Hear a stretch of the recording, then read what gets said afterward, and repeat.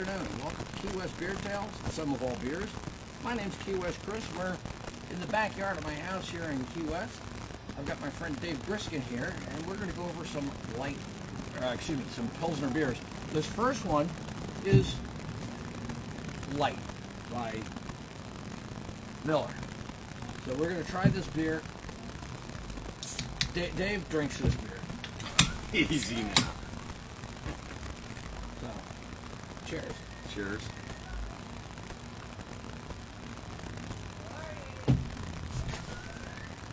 That stuff sucks.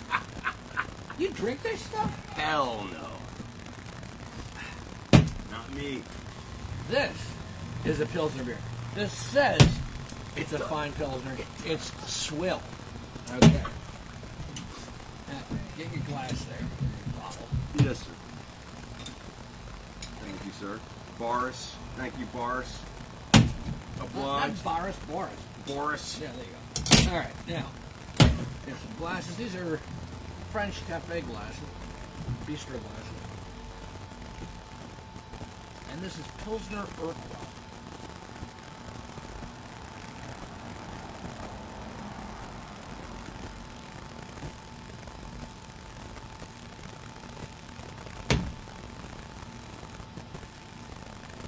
Chris has more head, for the record.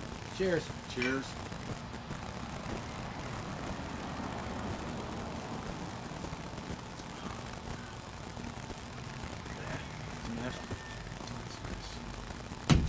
Pilsner Urquell, for those of you who are not familiar, comes from a town called Pilsen, Czech Republic.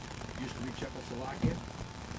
Back before World War II, there was a bicultural area, and there were people of Czech descent and people of Germanic descent.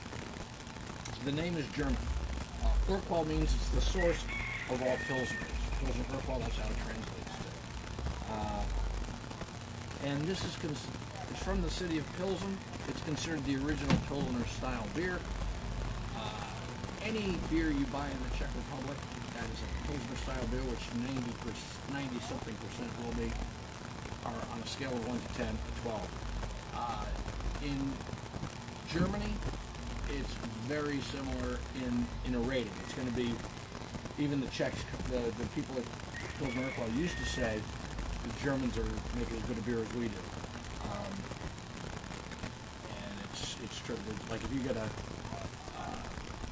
Bitburger or Koenig, those Bitburger, Koenig, Warsteiner, those beers are top notch. They're very different than these because they use different hops and different barley, but they're equally qualified. What do you think, Dave? Now, Dave's not a overly sophisticated drinker. He does drink the light stuff.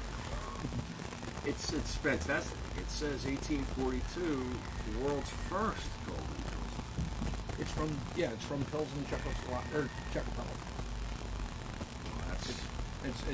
That makes it the standard bearer? Yes, yeah. Right. All Pilsners were patterned after this beer. Cheers.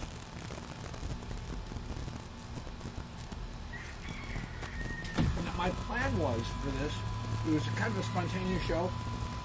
My plan was to have a Bitburger or a Warsteiner here, but I couldn't find it. Oh, is that right? I went to two different liquor stores. Fortunately, the second one I was able to get the Pilsner Urquell. So, which, by the way, in Czech the name is Pilsenský Prozbraj. That's the Czech name for it. But they sell it in the U.S. and always have under the German name.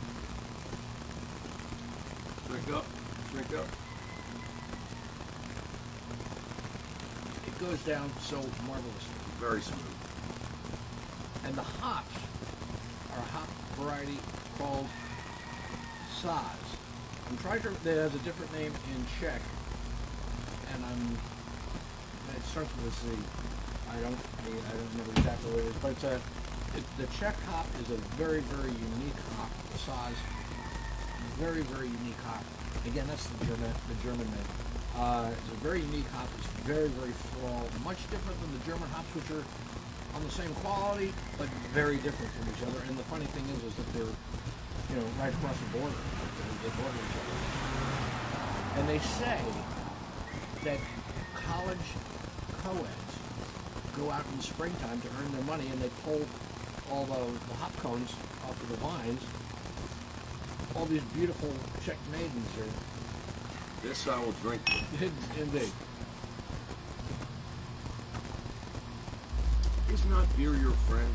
Is not beer the grain family of the food pyramid, sir? Yes, as a matter of fact, in Germany, it's different today, but I went on a tour, 2 tours of I went on the Mercedes-Benz factory tour, and I went on the BMW factory tour. And this was a long time ago, but at the time, you go into the lunchrooms, and you'd have a Coca-Cola dispensary, and you'd have a Pepsi-Cola dispensary, and you'd have a beer dispensary. And where the workers worked, it was squared off with yellow lines, and just outside the yellow line, you'd see some of them would have, in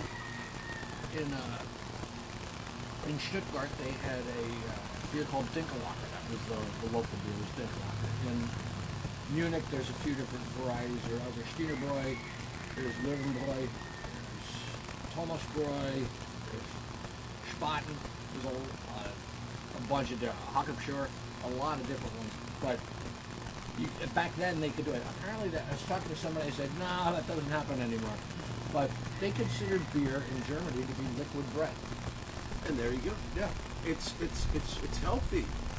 Barley, hops, oats, wheat, grains. Yeah, and hold on. Please.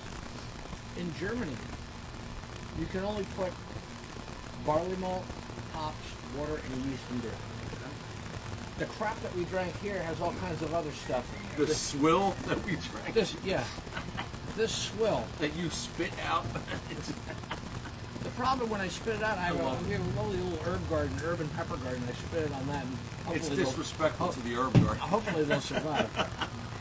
But yeah, that's what that is. It's just like an excuse. It's a palate cleanser before you get the real.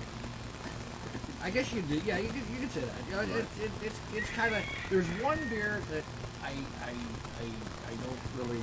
I think it's below this one. And that's, it's not even a beer, it's Anheuser-Busch came out with the beer about 15, 20 years ago. And it was a carbonated water with a hint of beer flavor. It was called Michelob Ultra. Yes. It's like, remember those Wendy's commercial where it had that little old grandma, and she'd bit into the hamburger and she'd say, "Where's the beef? Where's the beef? Where's the beer?" With that stuff, it's "Where's the beer?" You know?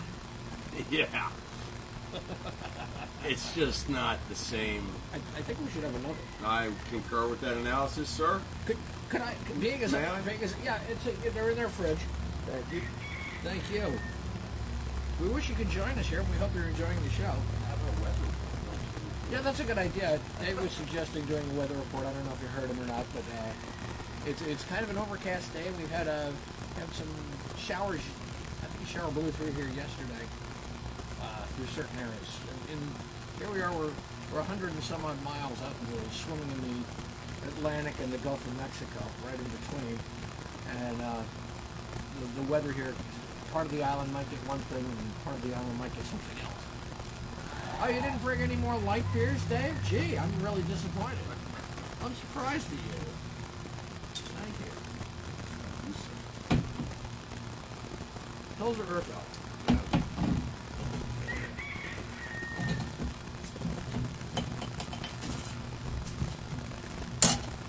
I have to compliment you. You did a good job pouring a beer. I was hoping you might say that. Are you looking for a certain amount of head on your beer? Can I have instruction, please? Do you always get a little more tilt?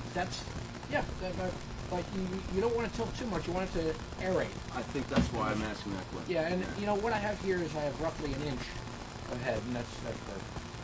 You learn something new every day. You want Cheers. kind of sounds peculiar. You want to get an inch of head. Yeah, all right. Yeah. So anyway, back at the ranch. Yeah.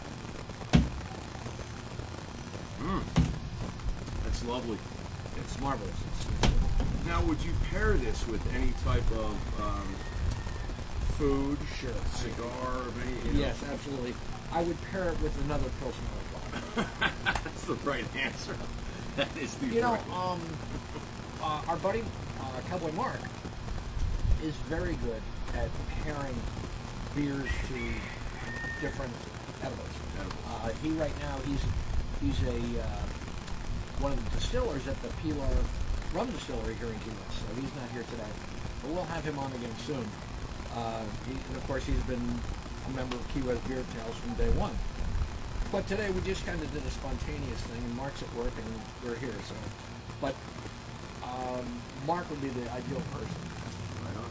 And Dave Senior, who also is founding a charter member of Key West Beer Tales of some of all beers, he would be the person to talk to about what cigar goes well with. No kidding. Oh yeah, Okay. absolutely. He's Perfect. He's a top-notch expert pairer for cigars and beer. Perfect. I would be the wrong person to do it. So. Like I say, for me, it's always My curiosity have another is, Pilsner. I'm a cigar guy, so I am deeply curious, and I will talk to Dave. Yeah, yeah. Certain pairings with certain. It's like a fine wine and a nice Sure. meal. It's a cigar and a nice scotch or Absolutely. or beer. Absolutely. Yeah, yeah. David Senior would be the one. Yeah, that's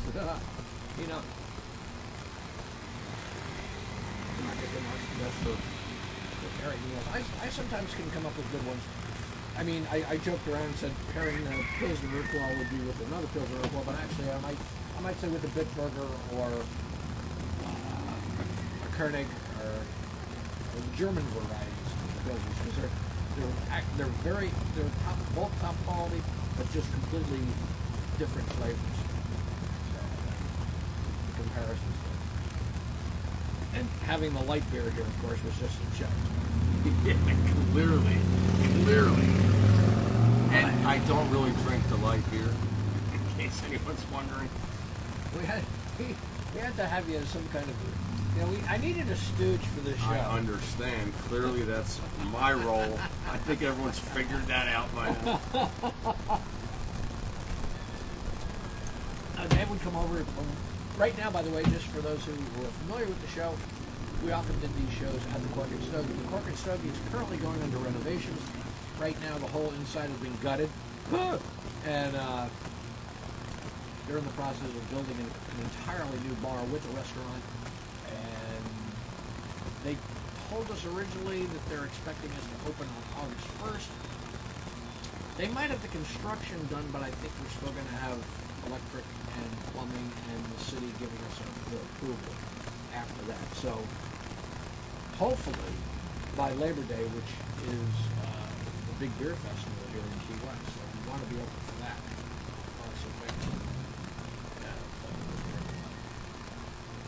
But that's it. I hope you enjoyed our little show here today, and make sure you pick up some Pilsner Urquell.